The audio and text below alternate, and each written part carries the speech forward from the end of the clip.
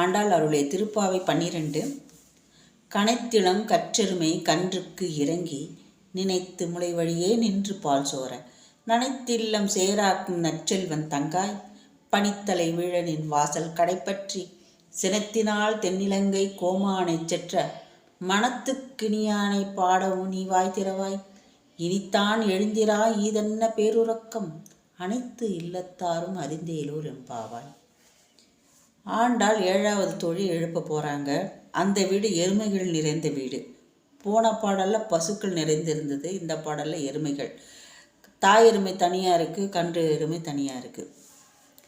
கனைத்து இளம் கனைச்ச உடனே கனைக்கும் போதே தாய் எருமைக்கு குழந்தை ஞாபகம் வந்துடுது. ஐயோ, குழந்தை பால் குடிக்கலையே இன்னும் அப்படின்னு. கன்றுக்கு இறங்கி கனைத்து இளங்கற்றெருமை கன்றுக்கு இறங்கி நினைத்து முளை வழியே நின்று பால் சோர. நினைத்த மாத்திரத்திலே பால் சுரந்துடுத்து, அது பாட்டு தானாக ஆறா பெருக்கி ஓடிட்டுருக்கு. முளை வழியே நின்று பால் சோற தானாக போயிட்டுருக்கு.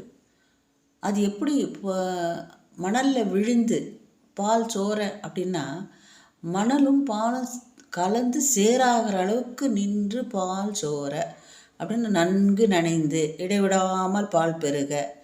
இதைத்தான் இறைவன் பக்தரை நினைத்த மாத்திரத்தில் பக்தர்களை ரட்சிக்கின்றார், அருள் பாலிக்கின்றார் அப்படிங்கிறத இதை சூசகமாக சொல்கிறாங்க.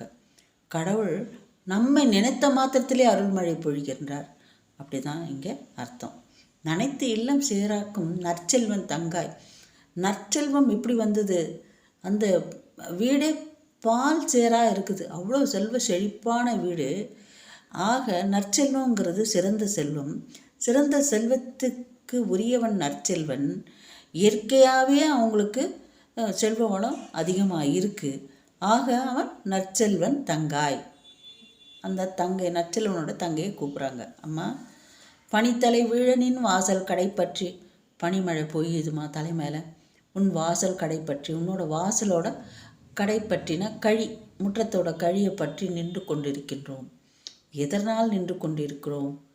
பனித்தலை வீழ சினத்தினால் தென்னிலங்கை கோமானைச் செற்ற, கோபத்தினால் பெருங்கோபத்தினால் தென்னிலங்கை கோமானை, அப்படி இலங்கை அரசன் இராவணனை வென்ற மனத்துக்கினியானை பாடவும் வாய் திறவாய். மனத்துக்கினியானவன். எதனால் மனத்துக்கினியானவன்? தன் மனைவியை கவர்ந்து சென்ற இலங்கை வேந்தனை, தூது போன அனுமனின் வாளில் தீ வைத்த இலங்கை வேந்தனை, போரிடும்போது அனுமனின் மேல் அன்பு எய்ததனால் அந்த இலங்கை வேந்தனை வென்றதினால் அவன் என் மனத்துக்கினியனானான். மனத்துக்கினியானை பாடவும் நீ வாய் திறவாய். அந்த மனத்துக்கினியான இனிமையான ராமபிரானை பாடிக்கொண்டு வந்திருக்கிறேன், நீ வாய் திறவாய். அம்மா, வாயை திறக்க மாட்டேங்கிற. இனித்தான் எழுந்திராய். இதுக்கு மேலே என்னம்மா? எழுந்திராய். ஈதென்ன பேருறக்கம், இன்னும் என்ன பேருறக்கம்? எழுந்திரு. அனைத்தில்லத்தாரும் அறிந்தேலோர் எம்பாவாய். உன் வாசல் முற்றத்தில் வந்து நாங்கள் திரண்டு நின்று உன்னை அழைக்கிறோம். அனைத்து இல்லத்தரம் சுற்றுமுற்று இருக்கிறவங்க எல்லாருமே எங்களை பார்த்துக்கிட்டு இருக்காங்க. தயவுசெய்து எழுந்திரு. எழுந்து வந்து எங்களுடன் கலந்து கொள்வாயாக என்று தோழியை அழைக்கிறாங்க ஆண்டாள். தேங்க்யூ.